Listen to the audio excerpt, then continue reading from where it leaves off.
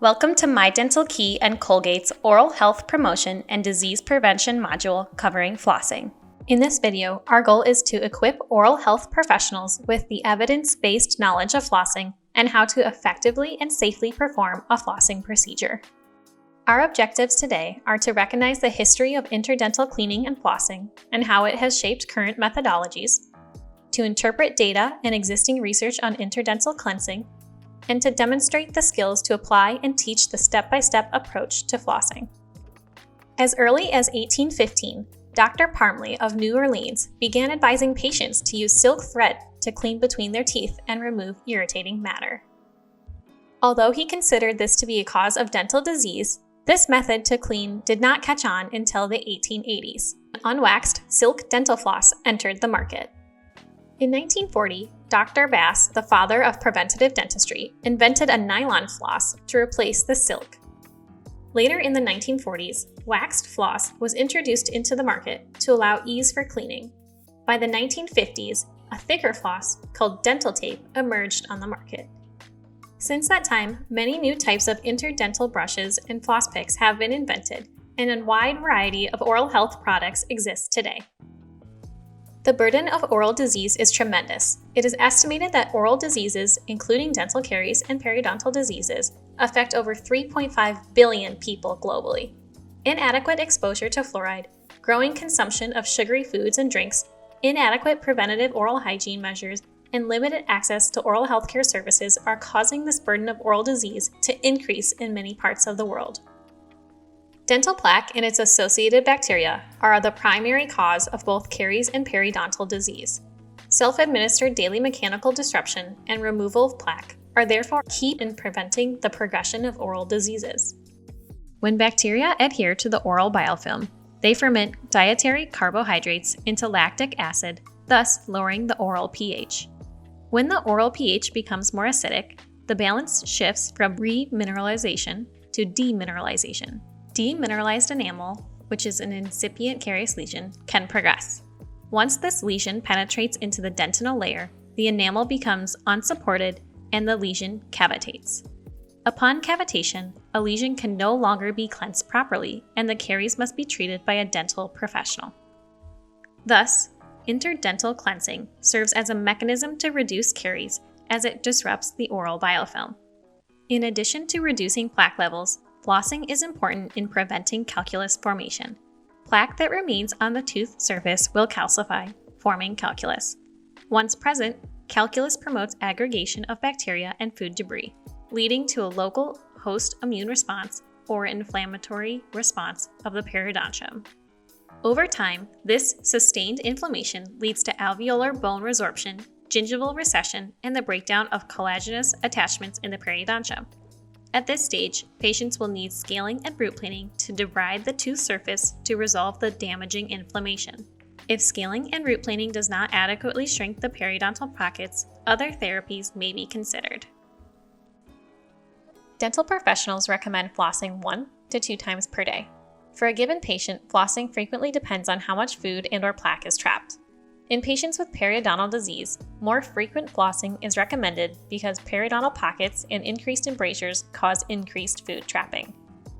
According to a 2018 study by the Journal of Periodontology, flossing first and then brushing is more effective at removing plaque between teeth and at maintaining the concentration of fluoride on the tooth enamel than flossing after brushing.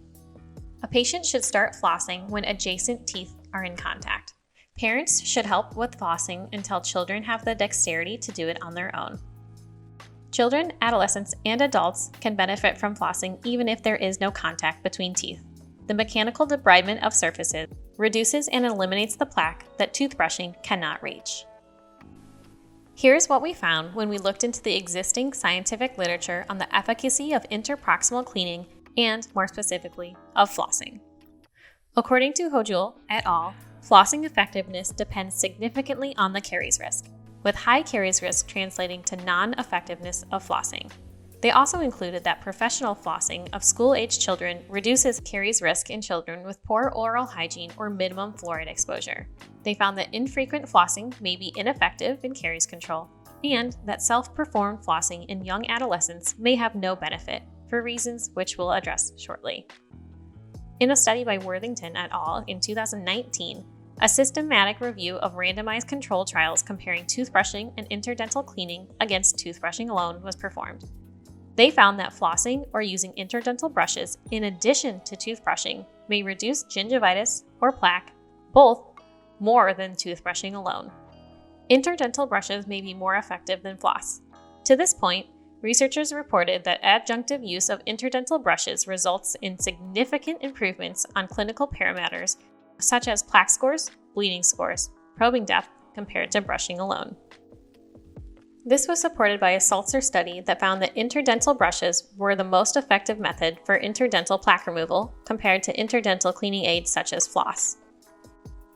The effectiveness of flossing is still under debate. But why is there not solid evidence for flossing? Among existing meta-analysis of flossing and interdental cleaning, there are several methodological deficiencies, including the lack of validated measures of flossing skill and over-reliance of self-reported flossing behavior by patients. Because of this argument, the current systematic reviews are working with low-evidence studies. Therefore, it is premature to determine how effective flossing is in the prevention of dental caries. But how do we move forward? Oral health professionals use their clinical experience and expertise in their recommendations for patients' oral hygiene. Leading oral health organizations, including the ADA and AAP, advocate that oral healthcare professionals tailor their advice on flossing based on the patient's clinical presentation, caries risk assessment, and other personal and socio-demographic factors. The mechanism of flossing works in a few ways. First is the mechanical debridement with the floss of the interdental embrasure and interdental space. This prevents demineralization from the plaque accumulation in the area. Flossing also helps keep the area clean between the teeth to prevent the gingiva from becoming inflamed. Many products and techniques have been developed to help with interdental cleaning. Routine flossing can be difficult and is only practiced by about 10 to 30% of adults. To increase the low flossing rate, different products exist to make flossing easier and more fun for the patient. Traditional floss, waxed floss, flavored floss, floss threaders, dental tape, interdental brushes, water flossers, floss picks, floss holders, and even more environmentally sustainable options exist. Toothpicks are also readily available and used all around the world for interdental cleansing. When overused or used incorrectly, they can cause wear to the teeth and trauma, so be careful when using toothpicks. We will now cover the step-by-step procedure for flossing. Prepare a 12 to 18-inch piece of floss by tearing the floss from the larger floss roll. Wrap the floss around your fingers, we suggest using your index fingers, and leave a couple of inches of floss on either side. To hold the floss, you can pinch it between your thumbs and first fingers. You should leave about 2 to 4 inches between. Orient the floss between two teeth. Gently slide the floss through the interproximal contact area of the tooth toward the gingival embrasure. Once past the contact area, follow the curvature of the tooth and clean on either side of the gingival embrasure, ensuring that you do not violate the papilla. The motion of the floss will form a C shape around the tooth, both on the mesial and the distal tooth within each gingival embrasure. Continue flossing, cleansing each tooth, both the mesial tooth and the distal tooth within the arch. Continue flossing throughout the entirety of the mouth. Ensure that you are cleaning behind the most posterior tooth with the floss to mechanically debride the surface of plaque, food, and bacteria. Adjust your fingers as needed. You can shorten the span of the floss by wrapping it so the fingers are closer together.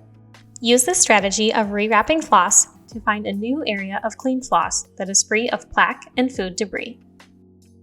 When teaching patients to floss their teeth, instruct them to wash their hands with soap and water for 20 seconds prior to flossing.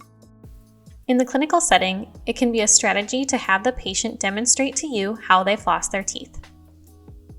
Observe the patient flossing their teeth, ensuring that they are going between the contact area into the gingival embrasure. From there, you will watch them hug each tooth, the mesial surface and the distal surface within that embrasure. Observe the amount of force the patient uses while flossing. If they are flossing forcefully, make them aware that tears of the interdental papilla can lead to clefting, called Stillman's clefts. Flossing can be a difficult behavior to adopt. Whether it be flossing or another interdental cleaning strategy, it is an important part of oral hygiene to clean out the interdental spaces. Work with your patients to increase flossing behaviors and improve flossing techniques. If your patients are not flossing, you may utilize some of the following tips to motivate them to start flossing. Start by showing them flossing using a patient handheld mirror. Verify with the patient that they understand your instructions and they are able to perform the specific techniques. Based on the patient's response and feedback, modify your instructions, make suggestions, and consider simplifying the technique as needed. Demonstrate how to effectively clean interproximally with floss, interdental brushes, or other interdental cleaning aids. Following that, explain and point out any current problem areas with the handheld mirror when they are demonstrating their flossing skills to you. Demonstrating possible outcomes such as caries and periodontal disease with images or photographs can improve patient adherence. Assess the patient's motivation to perform the recommended behaviors. You may ask them, "Are you willing to floss like this every day or every other day?" It can be hard to develop the habit and may be difficult at first. Could you floss a couple of teeth every day that are high risk and then continue adding in teeth every week? What could make flossing convenient for you? Would it help to floss when you're watching TV or carry floss with you in your handbag? Continue to follow up with the patient on their flossing habits at future dental visits. Ask how flossing is going, if there are any challenges you can help to address, or if any flossing modification recommendations are needed. When instructing a patient on how to floss, ensure that they wash their hands with soap and water afterwards for 20 seconds.